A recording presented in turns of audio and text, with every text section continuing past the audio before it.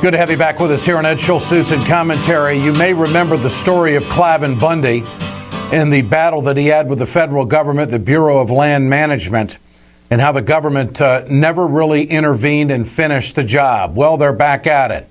This time the story comes to us from Burns, Oregon, where a group of protesters, armed and threatening, have taken over a national wildlife refuge building because they don't like the way the federal government is operating and trying to get some land that is owned by a group of people that says they don't want to give it up. In an interview with a radio talk show host on the right wing, Ammon Bundy is the son of Cliven Bundy. He's one of the protesters that's up there armed and ready to go in Oregon. He says this about a possible confrontation. The ranch is adjacent to the Militia National Wildlife Refuge and to have private property up on the Steen Mountains. They have refused for nearly 40 years to sell their ranch. And there have been very vindictive behaviors because they refuse. There have been intimidations, and the list goes on. Heidi Beirich, she is the Director of Intelligence Project at the Southern Poverty Law Center. Heidi, good to have you with us on Ed Schultz News and Commentary. Thanks for having me. What is at the heart of this beef? Is it the federal government wanting to acquire some land for a national wildlife project? What is it?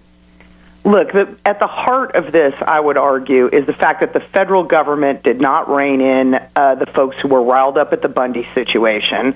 They were able to basically point firearms at federal agents and other kinds of law enforcement and run them off. And after they broke the law, that's right. They were never reeled in. That's exactly right. There were snipers actually pointing weapons at federal officials and Las Vegas PD out there at the Bundy Ranch.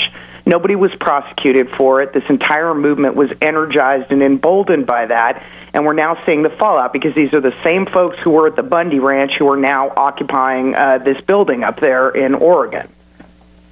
So what is the issue here? Does the landowner not want to sell, being forced to sell? What started this to the point, and how many protesters are we talking about, and how determined? How would you give analysis to this? Sure. Well, the weird thing that's happening here is there are two men from the Hammond family who are ranchers in that area, and they've already been prosecuted for setting fires on public land. They're going to prison today. They have said they're going to report for prison, and they have actually said they don't want to have anything to do with the group of people who have taken over this, these office buildings at this wildlife refuge.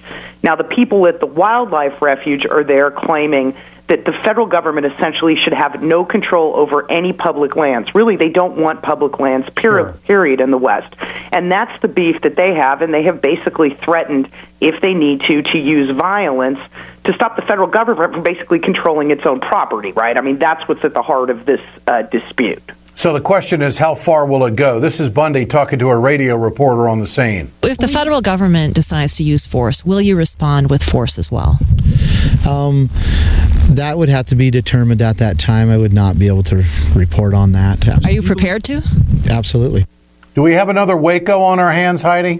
Well, I mean, that's obviously the concern, and these guys have already gotten away with threatening violence, right, one time. So you sort of have to think that they probably would be willing to go there again. I mean, that's what basically Ammon Bundy just said in that clip that you played. So it's a really volatile situation. I'm not exactly sure how many folks are in that building. You know, there have been reports of between like 25 and 60.